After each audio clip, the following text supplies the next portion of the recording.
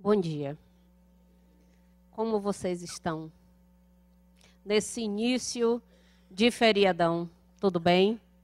Animados para o carnaval? Ou para a falta dele? Muito bem. Para não perder a prática, né? De pedir a vocês, de solicitar a vocês que levantem um pouco da cadeira.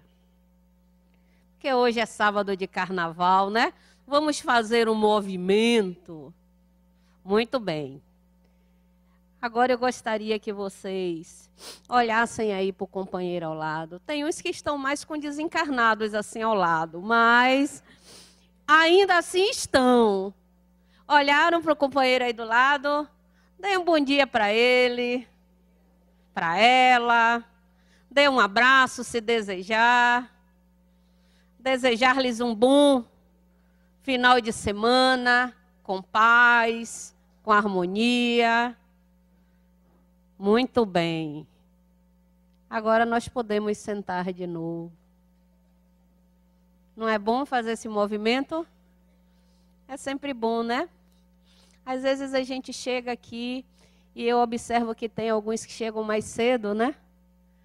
Senta aqui na cadeira e entra na energia deste trabalho, que realmente o salão é preparado com muita antecedência.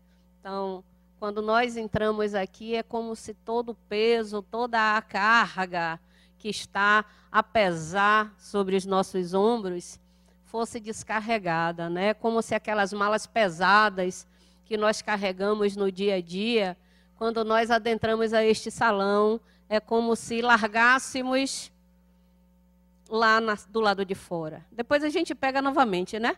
Na saída. Alguns não. Deixa aí. Mas esse é um ambiente que favorece realmente essa possibilidade, né? Nós chegamos aqui, eu gosto, quando venho assistir, e gosto muito de assistir o Evangelho, sou figurinha fácil aqui, nos dias que não sou eu quem estou desenvolvendo o tema, eu gosto de me sentar e ficar olhando para São Francisco de Assis, né?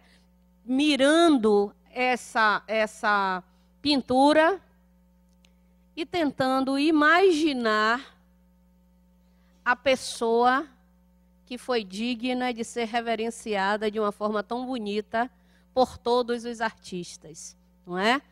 Toda a imagem de São Francisco de Assis nos remete sempre à bondade, à pacificação interna, à calma, à tranquilidade, coisa que nós, no dia a dia, temos alguma dificuldade de lidar. Mas ele não.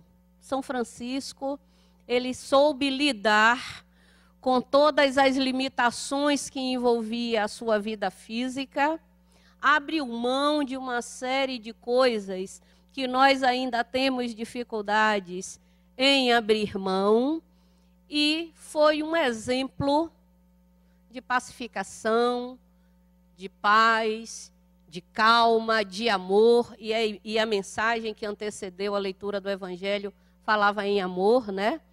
Falava em carência afetiva, e São Francisco, ele acaba sendo uma referência. Então, eu tenho em São Francisco de Assis esta referência. Sentar aqui, olhar para o quadro e ficar pensando como vir a ser no futuro alguém não igual, né? Porque nós sabemos que não existem espíritos no mesmo processo de amadurecimento íntimo. Entretanto, alguém que possa ter ou ser referência como alguém pacificado.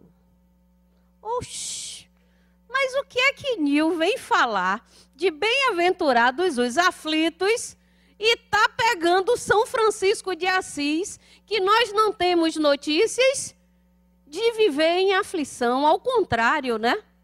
Ser um indivíduo pacificado justamente pela inversão, não é? São Francisco de Assis, ele lidou com a aflição de uma forma muito harmoniosa. Se teve, nós não temos notícia. E fico imaginando que aquelas mãos chagadas, não é? Nós não sabemos que São Francisco de Assis tinha sinais, né? E que tinham chagas nas duas mãos. Eu fico imaginando que naquele tempo ali, lá atrás, que eu não me lembro exatamente o século, mãos feridas sem todas as medicações que nós temos hoje para debelar uma inflamação, uma infecção, isso deveria incomodar bastante, não é? Mas não se tem relatos dele em momento algum queixar-se, ser infeliz em função da dor. E o capítulo 5, quem estava aqui no sábado passado? Levanta a mão aí para eu saber. A maioria, eu também estava. Foi o capítulo 5, não foi? Foi o capítulo 5 que Adenauer desenvolveu durante a manhã. Mas, gente, capítulo 5 a semana passada, capítulo 5 esta semana de novo. Lembram-se que há dias atrás eu dizia assim, quando o capítulo vem desdobrado em mais de uma vez, é uma sinalização que nós deveremos abraçar como referência para as nossas reflexões. Este capítulo 5 do Evangelho segundo o Espiritismo, ele poderia ser desdobrado em até 4 a 5 encontros. Porque é dos capítulos do Evangelho segundo o Espiritismo o capítulo mais longo. Já perceberam isso? Quem aqui já percebeu que este é o capítulo mais longo? É o mais longo, não é isso? Nós vamos ter uma primeira parte, que é esta que está sendo desenvolvida, né? Que é aquela passagem que fala de Mateus e Lucas.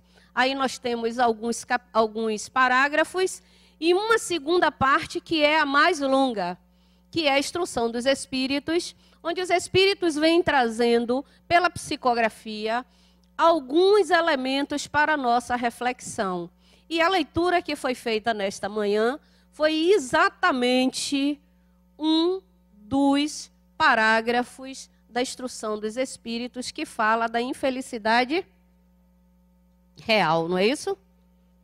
Infelicidade real. Pois bem, capítulo 5, bem-aventurados os aflitos, porque serão consolados.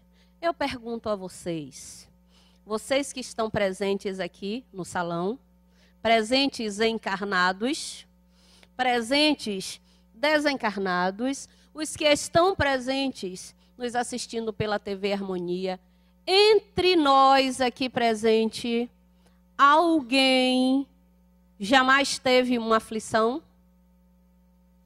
Aquele que jamais tenha tido uma aflição na sua existência, levanta a mão. A senhora nunca teve uma aflição? Então não levanta a mão, essa mamãe. Mamãe disse que nunca teve uma aflição. Pelo menos quando ela foi ter a filha mais nova, que sou eu, que ficou em trabalho de parto durante 3 dias, certamente é uma aflição, não é não? É uma aflição, então não levanta a mão, mãe. Que a senhora teve, pelo menos essa. E para quem já teve, né, as moças que já geraram e que já tiveram bebês, sabem que é uma aflição, não é? Uma aflição que a gente fica doido para que a criança nasça logo. Pois bem, quem entre nós ainda não passou por uma aflição?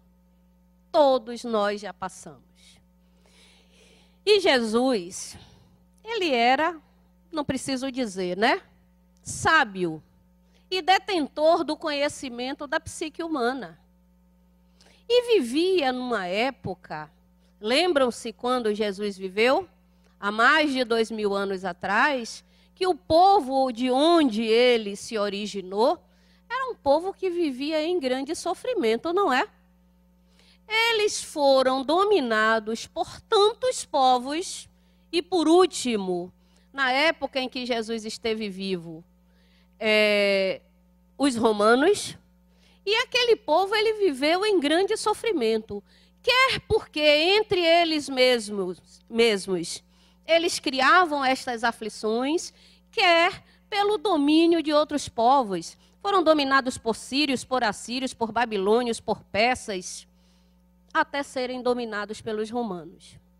E a sociedade naquela época vivia dentro de um controle, né? De uma dominação muito grande.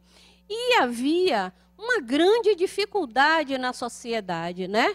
Porque havia as leis, as normas de condutas sociais da própria sociedade judaica, mas havia também leis e normas de conduta daqueles povos que os dominaram. No caso, nesse período em que Jesus nos passa o Sermão da Montanha, códigos e normas sociais dos romanos. E os judeus viviam divididos, não é? Deste lado esquerdo do salão, as normas e condutas judaicas, que eram bastante rigorosas, lembram-se? Bastante rigorosas.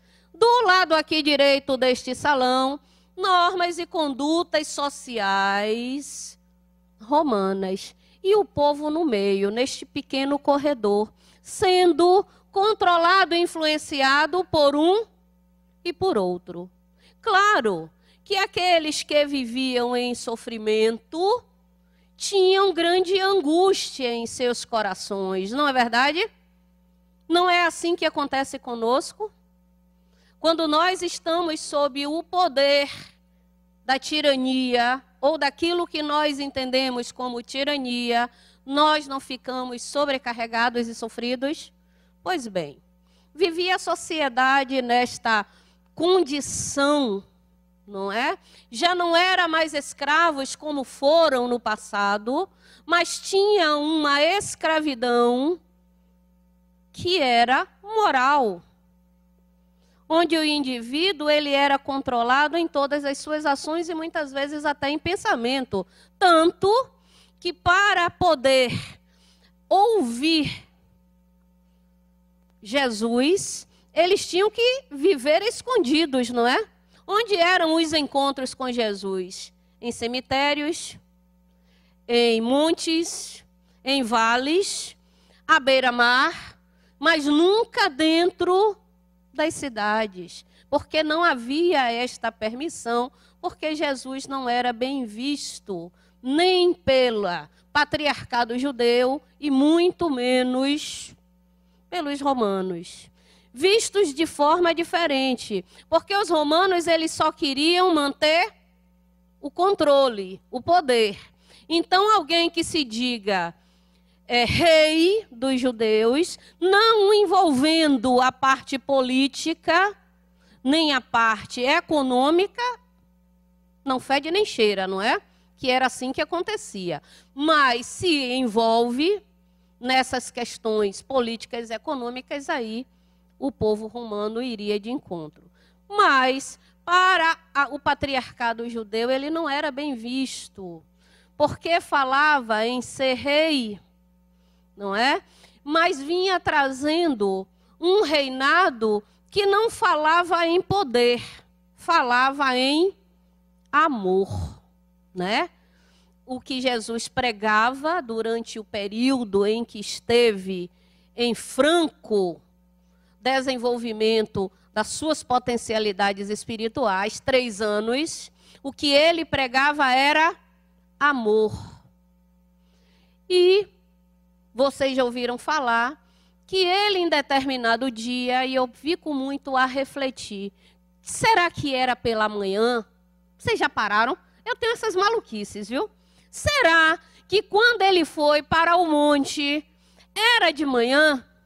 Será que era de tarde? À tardinha? Como será que estava? Estava com muito sol? Estava com pouco sol? Porque até isso determina a sequência do Sermão da Montanha, que vem no momento em que ele estava reunido com aqueles que o seguiam, inclusive aqueles mais próximos.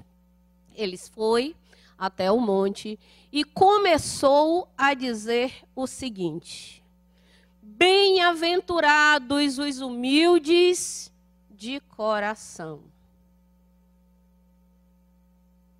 porque deles é o reino dos céus. Bem-aventurados os aflitos, porque serão consolados. E segue. São mais 7 bem-aventuranças.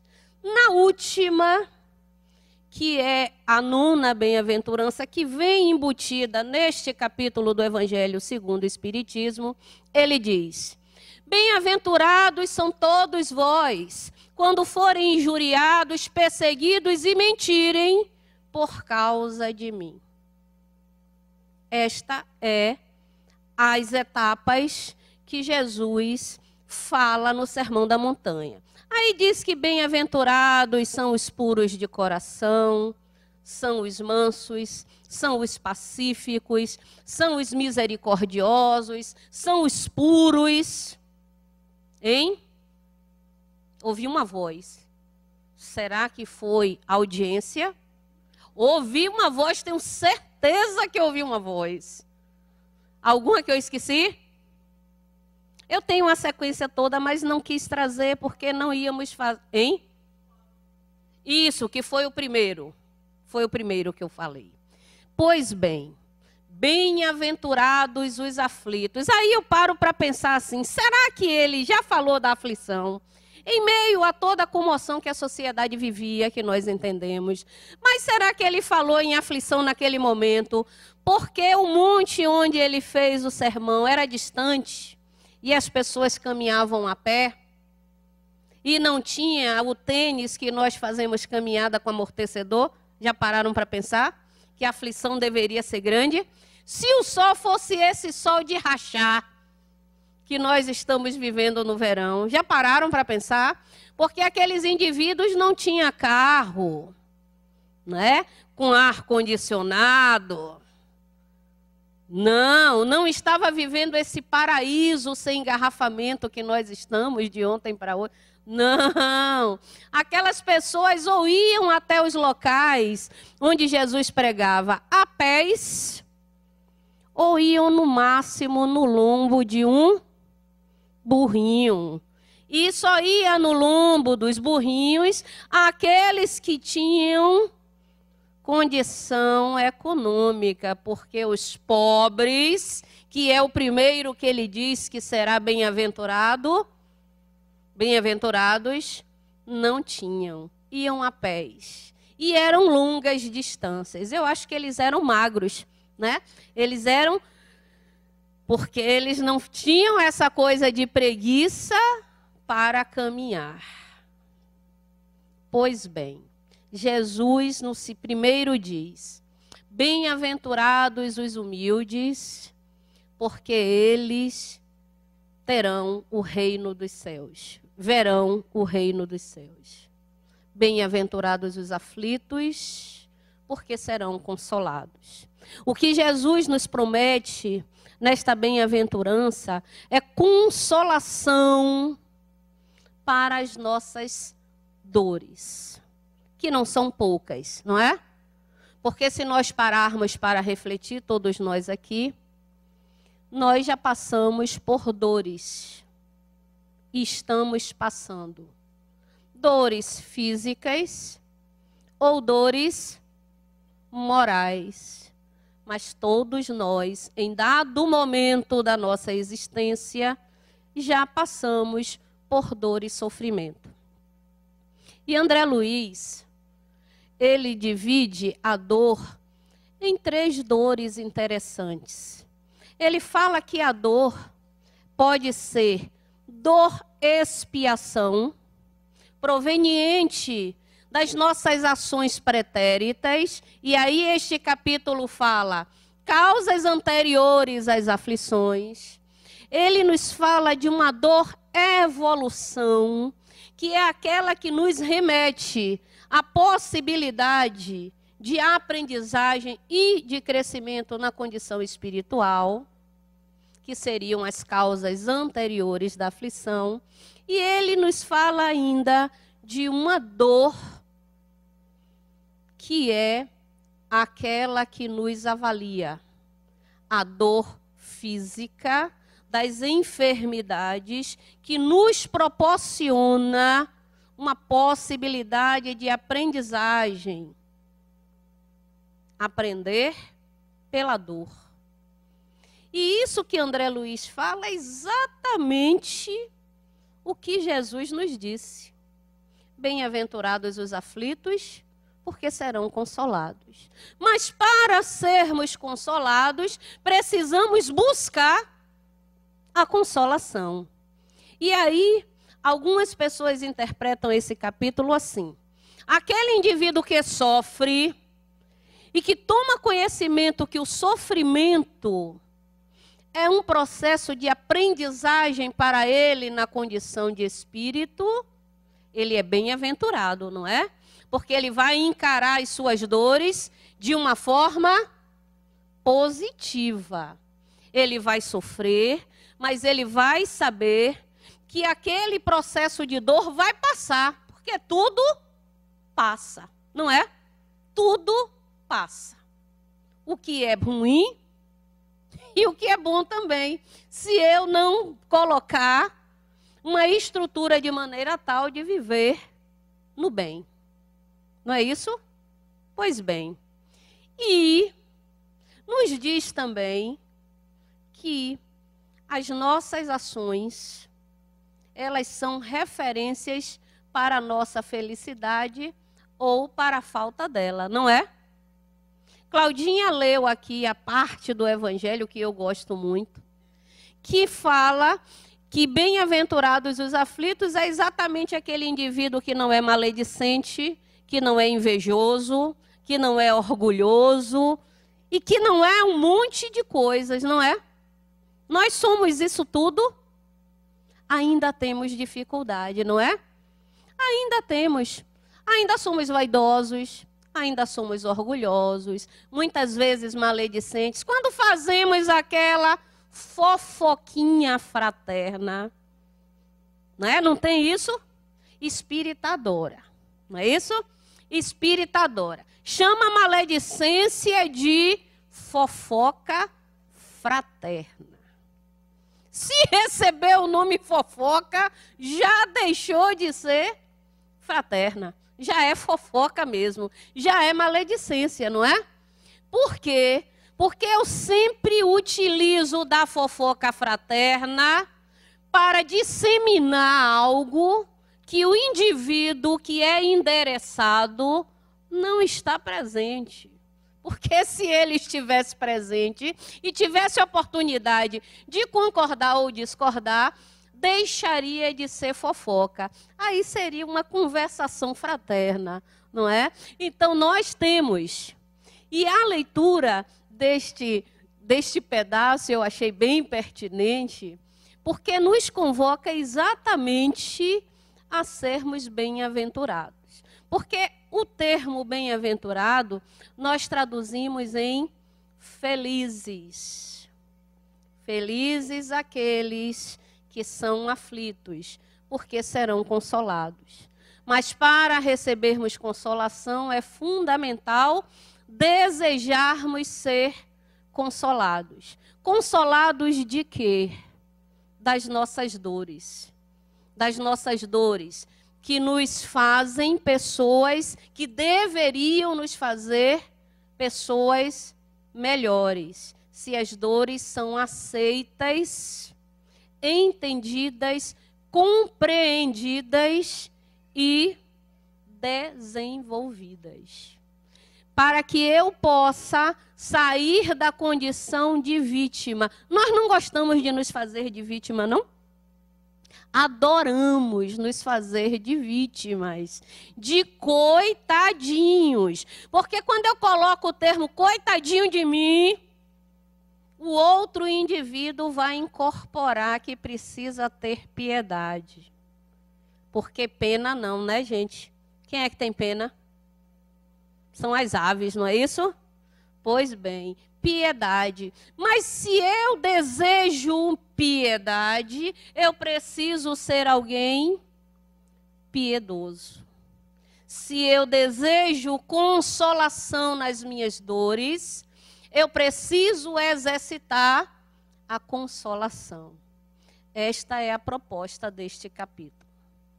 Porque há mais de 2000 anos atrás, quando Jesus falou em bem-aventurados os aflitos, porque serão consolados, estava falando exatamente disso. Aquelas pessoas que eram pobres, que passavam por uma série de dificuldades, essa é uma forma de sofrimento, não é? Mas havia aquelas pessoas que eram controladas, mulheres da sociedade que não tinha a condição de colocar seu pensamento, porque era uma sociedade patriarcal, onde mulher não tinha voz ativa, né?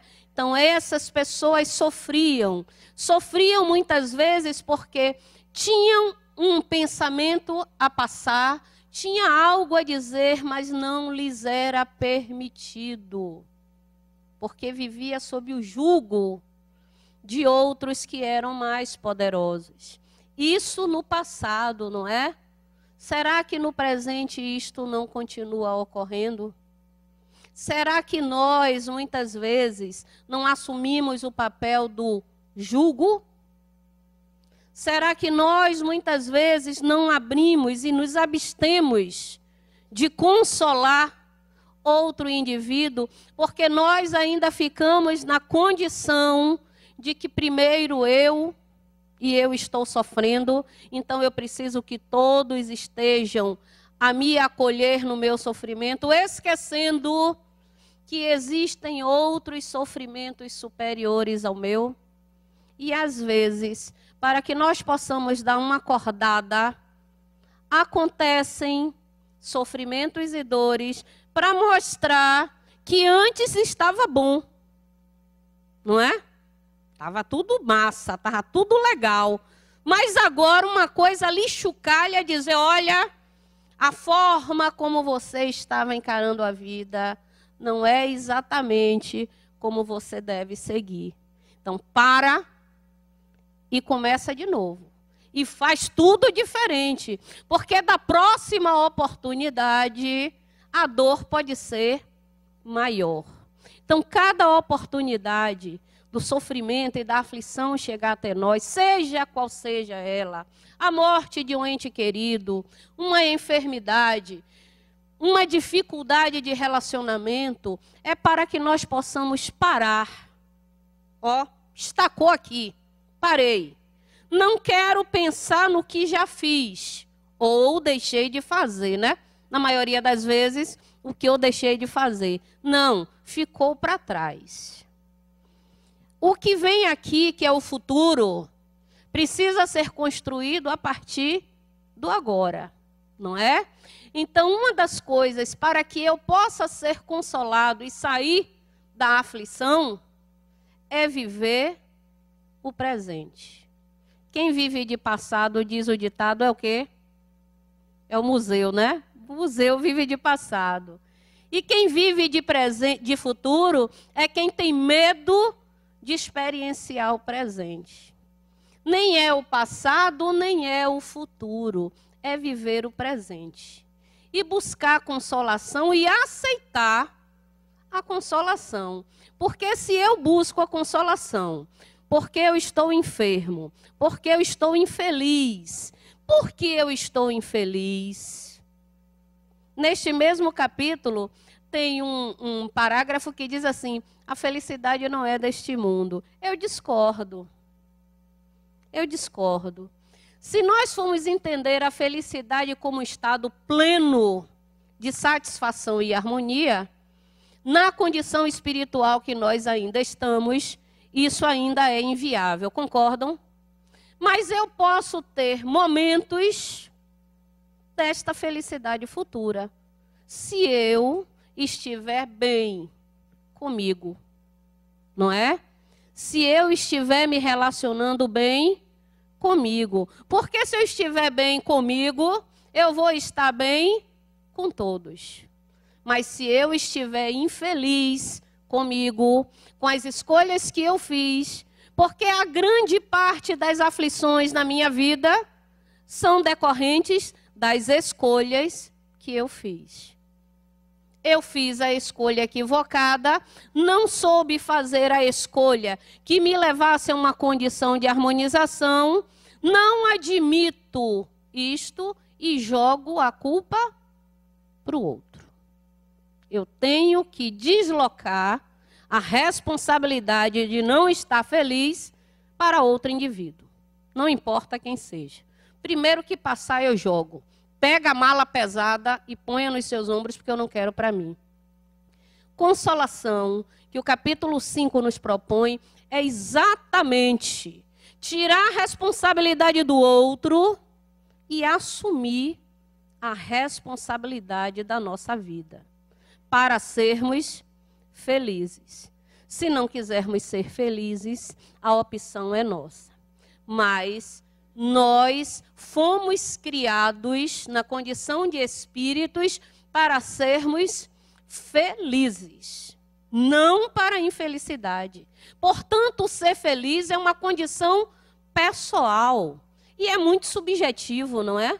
Porque se eu perguntasse aqui a vocês o que vocês consideram felicidade, cada um teria algo a dizer que seria diferenciado, porque é algo pessoal, é a forma como eu consigo ver. E nesse momento dessa nossa reflexão, eu peço licença para fazer a leitura de uma história, que eu tenho certeza que a maioria de nós vai se identificar com a personagem. O que não quer dizer que os rapazes aqui presentes não se identifiquem também, mas nós, que estamos vestidos no corpo feminino, vamos nos identificar com esta história. Eu vou ler na íntegra, é curtinha, e eu gostaria que nós pudéssemos refletir um pouco sobre isso que eu lerei, que tem tudo a ver, foi escolhido exatamente para este capítulo. O livro que eu farei a leitura é o livro Espelhos e Reflexos.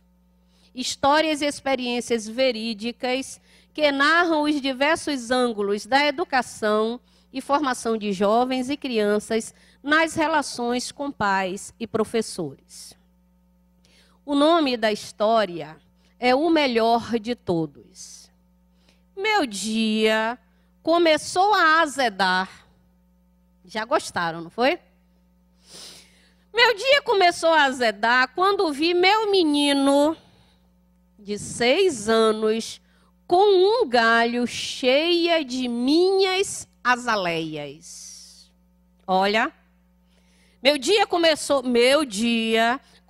a azedar quando vi meu menino de 6 anos com um galho cheio de minhas azaleias. Tudo dela, tudo meu. Posso levar estas flores para a escola, mamãe? Ele pedia. Com um aceno de mão, eu o mandei para fora. Azeda, né? Porque estava tudo ruim para ela naquele momento. Virei-me para que ele não percebesse as lágrimas em meus olhos. Ela estava infeliz, não é? Eu adoro aquela azaleia. Eu toquei no galho quebrado, como a dizer-lhe silenciosamente: sinto muito. Para complicar um pouco mais o meu dia, a máquina de lavar quebrou. Que máquina de lavar quebrada é aflição, não é? E quando Jonathan perguntou o que eu faria para o almoço, percebi que estava com a geladeira vazia e não tinha muitas opções. Dias como estes me fazem querer parar e desistir de tudo. Por tão pouco, não é? Ela queria desistir de tudo. Eu apenas queria fugir e ir até as montanhas, esconder-me em uma caverna e nunca mais colocar a cara para fora. Mas, menino, por tão pouca aflição. De algum modo, eu consegui arrastar a roupa molhada até o tanque, mas é uma vítima, né, menino? Que coisa. Até o tanque. Passei a maior parte do dia lavando a roupa e pensando em como o amor tinha desaparecido da minha vida. É verdade, né? Se queixa tanto, né? Não consegue ver as coisas boas. Quando eu terminei de pendurar a última das camisas do meu marido, e a culpada agora é o marido, que tem camisa para ser lavada, olhei o relógio, 2h30, eu estava atrasada. Para complicar mais um pouco, né? A aula de Jonathan, que é o menino, o danado do menino que arrancou o galho da azaleia dela, que a fez chorar, terminava às 14h15. Fui correndo para a escola. Ofegante, bati na porta da sala e olhei através do vidro. A professora fez sinal para que eu esperasse. Ela disse algo a Jonathan e entregou para ele e para outras crianças lápis de cera e uma folha de papel. O que virá agora? Que ela já estava preparada para o pior, né? Eu pensei quando, através da porta, ela pediu que eu entrasse na sala. Quero lhe falar sobre Jonathan, ela disse. Preparei-me para o pior. Nada mais me surpreenderia naquele dia.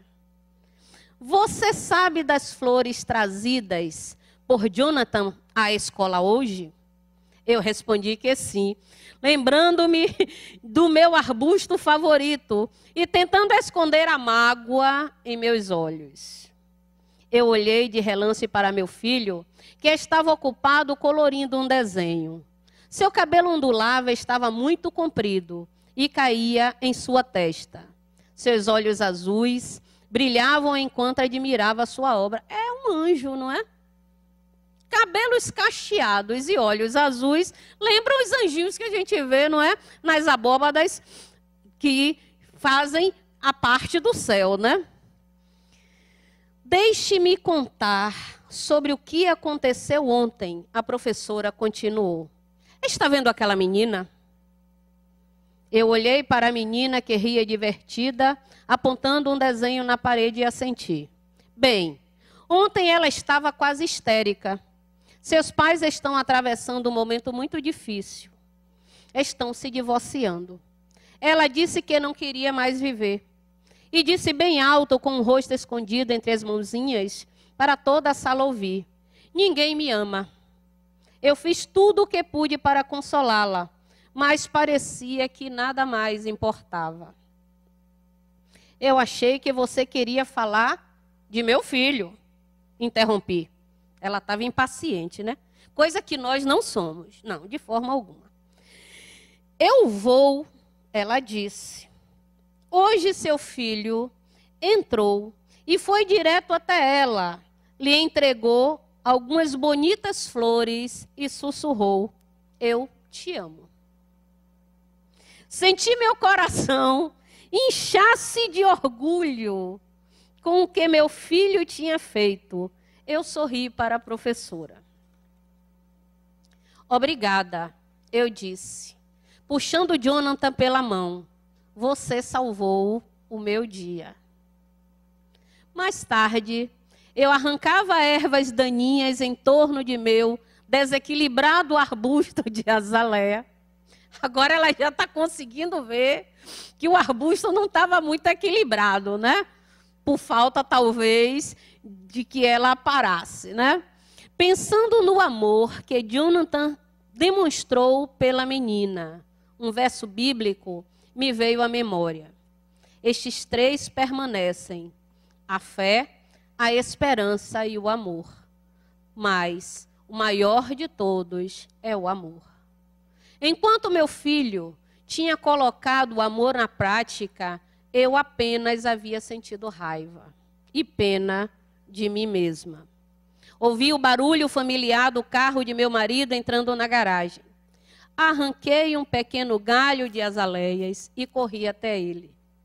Eu senti a semente do amor que Deus plantou em minha família recomeçar a crescer em mim. Meu marido arregalou os olhos de surpresa quando eu lhe entreguei as flores e lhe disse: eu te amo. Eu gostaria que esta pequena história pudesse calar em cada um de nós aqui presente. Acredito eu que fechou aquilo que Jesus nos propõe como bem-aventurados os aflitos, porque serão consolados. E antes de passar para a segunda parte, eu vou colocar, já acertei ali com o meu parceiro Rodrigo, eu vou colocar uma música que vocês conhecem, principalmente aqueles que estiveram na Semana Espírita anterior do Centro Espírita Harmonia. A música chama-se Felicidade. E eu gostaria muito que vocês resguardassem em vocês que ser feliz é condição pessoal. Que possamos encontrar felicidade nas pequenas coisas, nas pequenas expressões. Porque estar feliz é uma condição nossa. Nós nascemos para a felicidade, não para a falta dela. Se as escolhas que nós fizemos ainda não sinalizou ela da forma como acho que mereço, então vamos trabalhar para a aquisição desta felicidade, que é um estado muito pessoal de estar bem consigo, porque estando bem consigo, nós estaremos bem também com todas as outras pessoas. Vamos ouvir a musiquinha e muita paz para todos nós. Manda ver, tio. Se quiserem cantar e souberem, fique à vontade. Tem umas imagens que o Rodrigo vai colocar.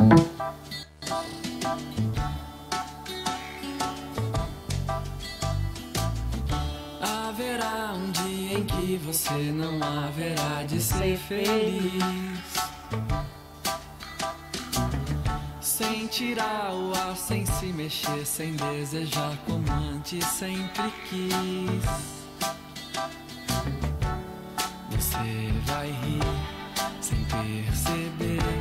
Felicidade é só questão de ser. Quando chover, deixar molhar pra receber o sol quando voltar. Lembrará os dias que você deixou passar sem ver a luz. Se chorar, chorar é vão, porque os dias vão pra nunca mais.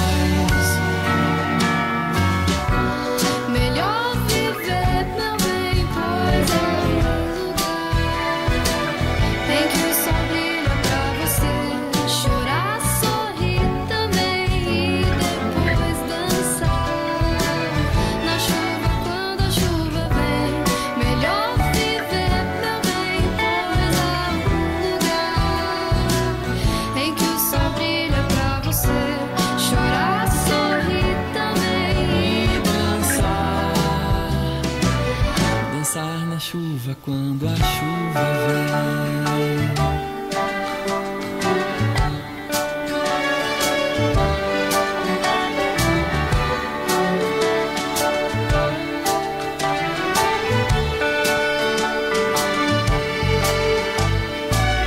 Tem vezes que as coisas pesam mais do que a gente acha que pode aguentar. Nessa hora fique firme, pois tudo isso logo vai passar. Você vai rir sem perceber. Felicidade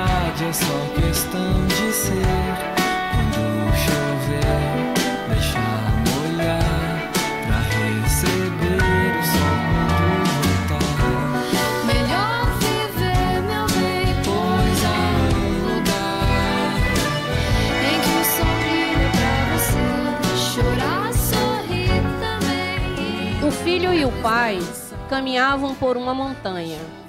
De repente, o menino cai, machuca-se e grita: "Ai!" Para sua surpresa, escuta uma voz se repetir em algum lugar da montanha. Curioso, o menino pergunta: "Quem é você?" E recebe uma resposta: "Quem é você?" Contrariado, grita: "Seu covarde!" E escuta como resposta: "Seu covarde!" O menino olha para o pai e pergunta aflito: "O que é isso?" O pai sorri e fala: "Meu filho, preste atenção." Então o pai grita em direção da montanha: "Eu admiro você."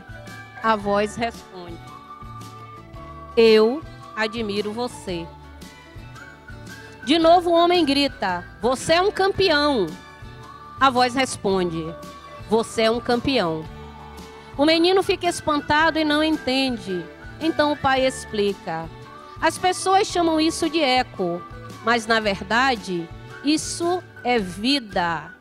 A vida lhe dá de volta tudo o que você diz, tudo o que você faz, tudo o que você deseja de bem ou mal para os outros.